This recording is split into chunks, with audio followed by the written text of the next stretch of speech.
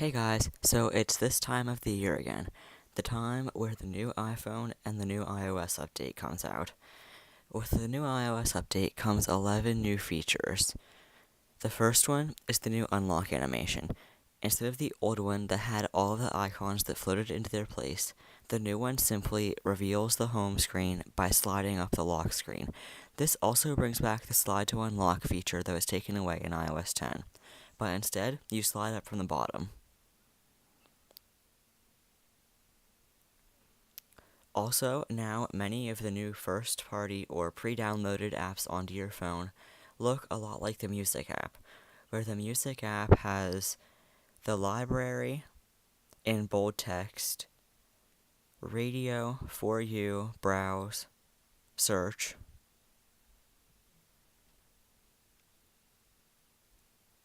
The App Store also has that now.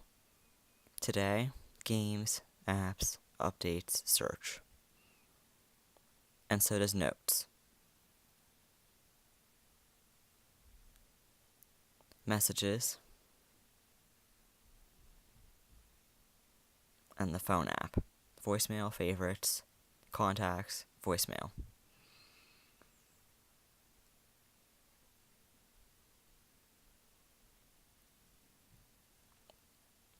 Apple has also now added support for GIFs. By going into Albums and then clicking Animated, you can now go into GIFs. I think this is something that really everybody wanted, and Apple is now finally giving it to us. There's also a new, totally awesome, that I'm really loving Control Center. By sliding up from the bottom, just how you always have, it reveals now it's back into one page and much nicer. The top two squares are the music and what used to be the top row. By holding or 3D touching, depending on what model of phone you have, it now reveals more options. Another thing that I really like is the new animations. My favorite one is definitely for the orientation lock. For some reason, I just really like that sliding arrow. You can now also customize the Control Center by going into Settings, Control Center, and sliding anything around how you want it. I've already customized it how I want it, though.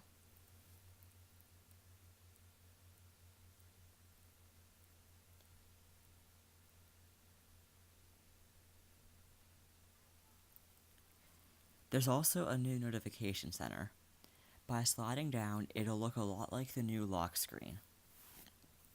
The widgets are still there, but because this is a beta, it's a little glitchy. By then, you slide up to see earlier today. I have a lot of notifications. There's also a new, kind of redesigned way of opening up the apps, which is actually kind of slow, so I'm hoping that Apple manages to speed that up soon. It seems to be more solid to me, though, whereas iOS 10 had like a blurred effect around it. Maybe that's just my opinion. There's also a new multitasking animation, which I think is pretty cool. Whereas the home screen used to be one of the things that you could select to get back home, now the home screen blurs out in the background. And all of the apps in the home screen, whenever you're in the home screen, slide in from the left. You still get through your apps the same way, and whenever you click the home button again, they slide back out to the left. There's a bit of a status bar cleanup. The signal dots are being replaced once again by the signal bars, and the battery icon seems to be a bit different. I think it's a little bit fatter and a little bit not as long. There's also a new App Store animation. Whenever you're buying an app, I'll just go ahead and search productivity. Whenever you're buying an app, there's a new way of buying it.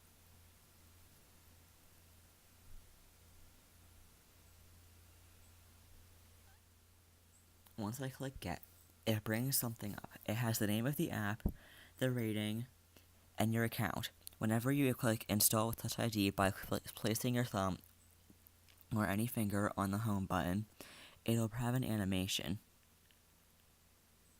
It'll also vibrate your phone. And possibly one of the best features is the new SOS.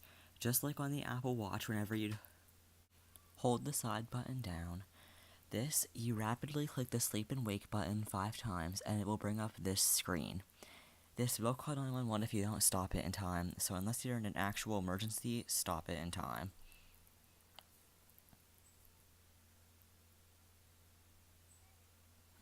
Other than that, I don't suggest to anybody to get this beta because it's still really glitchy, as we saw with the notification center.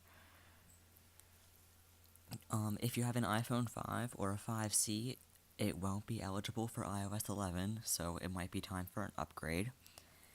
And other than that, good luck with iOS 11, and I'll catch you guys on the next video.